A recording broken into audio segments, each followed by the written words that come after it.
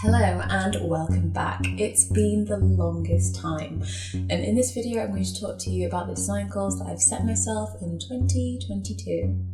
This video has come after a very long time procrastinating and putting off making new YouTube videos, and it didn't make sense because I'd invested in a new microphone, I recently got new lights, and I have a new office space which is still to be decorated, but very much suitable to make YouTube videos.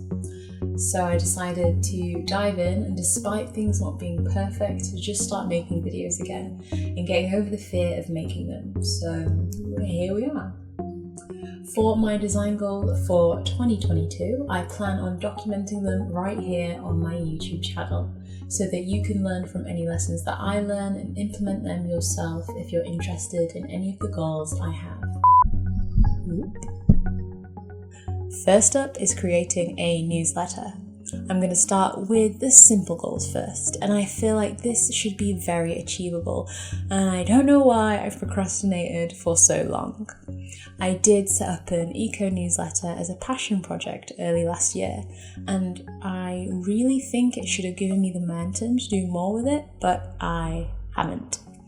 And I had a great resource too, which was called Newsletter OS by Jadene.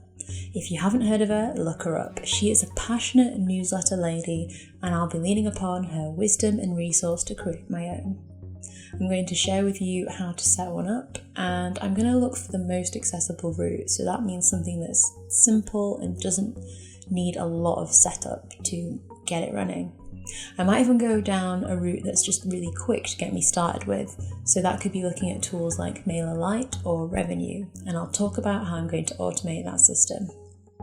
Second, and in no particular order, is something that's on every designer's to-do list, which is a personal website.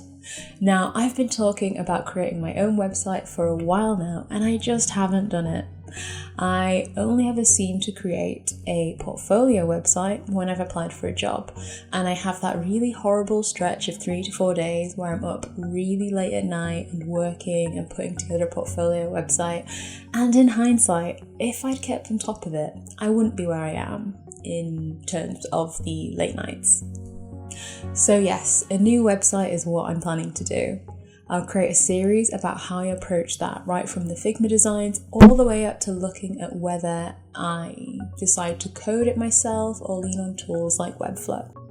Thirdly, design systems. I've started a new project, and I think what would benefit myself and the team the most is creating a design system. The existing components and UI elements are scattered throughout the team, some in date, some out of date, and I really think it would be a benefit to bring consistency and efficiency by setting up a design system. I recently started talking about that on Instagram, and there were some questions that you all had about design systems, so I'll be documenting my journey of setting up a design system for my own personal brand, answering additional questions and showing you how that might improve your work as well. Fourthly, a UX design resource. It will most likely be an educational resource, either a tool or an ebook for those getting started in UX. Maybe I'll even lean into accessibility as its own topic if that's something that you would find useful. Let me know below. And finally, this is just a wild card, but I really want to start an NFT collection, and I've been seeing some really good resources for designers to help them do just that. So like many others who are just going out and giving it a go, I'm gonna try too. We are in a space where you can learn a lot of this online, and you don't have to pay for an expensive course.